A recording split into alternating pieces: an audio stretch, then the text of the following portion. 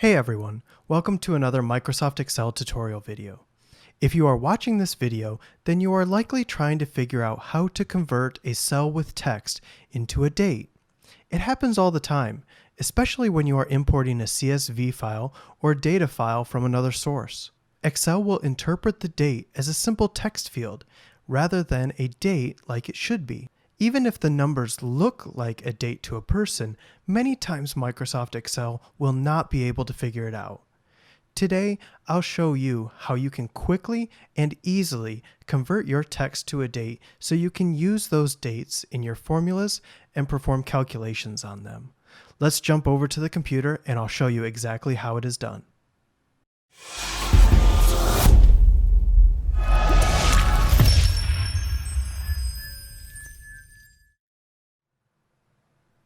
Okay, so now on my desktop, you can see that I have a file here called username.csv.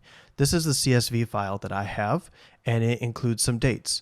So I'm just going to open it in Excel. And here we are. Now you can see I've got some names, I've got usernames. So this is basically a list of people and when we hired them, okay? And you can see these dates, 2012, 05, 12. So any human can read that this is May 12, 2012. However, Microsoft Excel can't quite figure that out. If you look over here, it says that this is just general text. Now you may be tempted just to grab this and say, okay, it's a date, so let's convert it to a date. But then you get all these hashtags. Microsoft Excel can't quite figure out what you mean by this being a date. So I'm going to put it back here to general.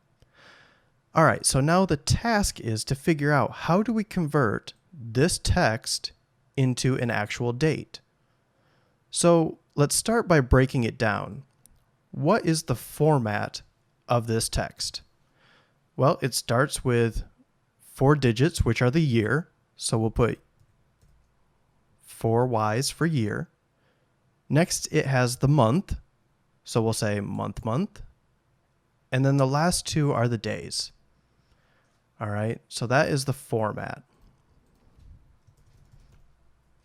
Okay, now we want to figure out how to convert this format into an actual date so we can use it. So what we're going to use is the date function. And to do a function, you first hit the equal sign, and then you type in date and open parentheses. Now, if you look at the actual function, Excel tells you what it's looking for. It's going to look for the year first, then a comma, then the month, another comma, and then the day, and then you'll close the parentheses. So what we're looking for first is the first 4 digits, which are the year. So how are we going to get those? Well, we're looking at the E2 column, and we want the left 4 digits. So that's what we're actually going to do. We're going to say left, and then which cell? Well, it's this one, E2. And then the formula actually shows us it's looking for the number of characters. Well, the year is 4 characters, so we're going to say comma 4.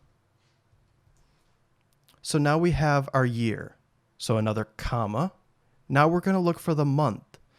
Well, the month is in the middle. It's not at either end. So what we're going to use is something called mid. And mid, again, we're going to look for E2. And now what the mid is looking for is it's trying to figure out where in the middle of this number or in the middle of this text our number is that we're looking for. So it asks for a start number. So in this one, we have 4 digits for the year, and then the 5th digit is the start of the month.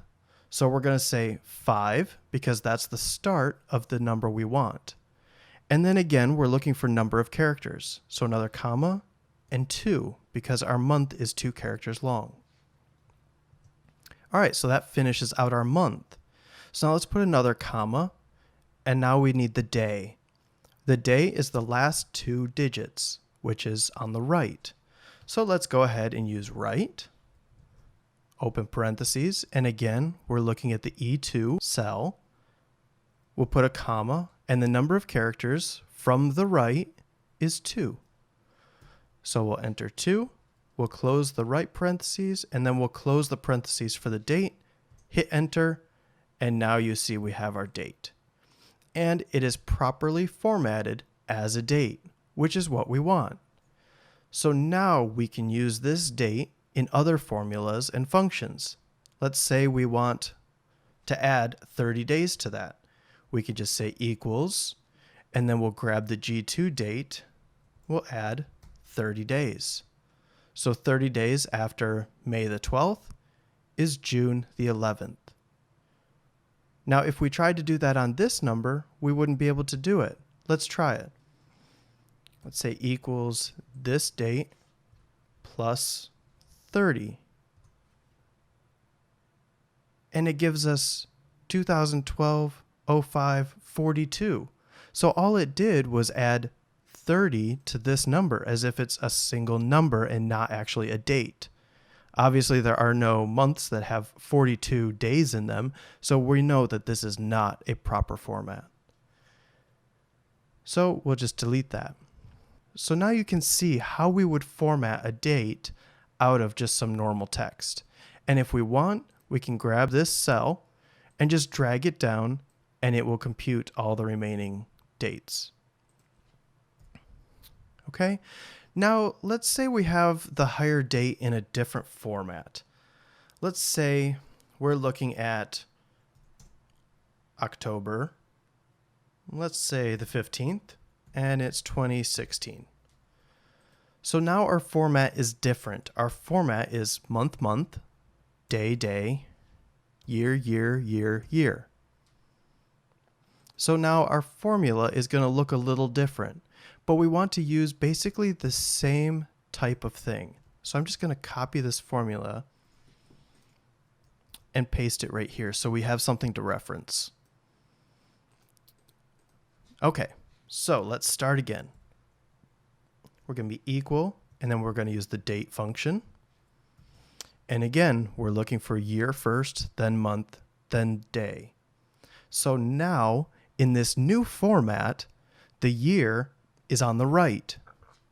So let's go ahead and use right. And it's asking for which cell we want it. And now we're at E9, comma, number of characters. How many characters are there for the year? There are still 4. So we'll say 4. Now we're looking for the month, which is at the beginning. So now let's type in left.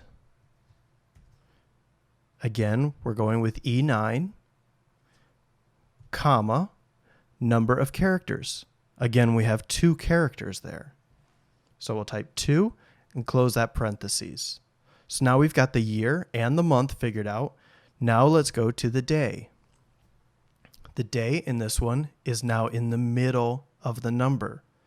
So again, we're going to use the mid function, open parenthesis. Again, we're at E9, comma, and our start number.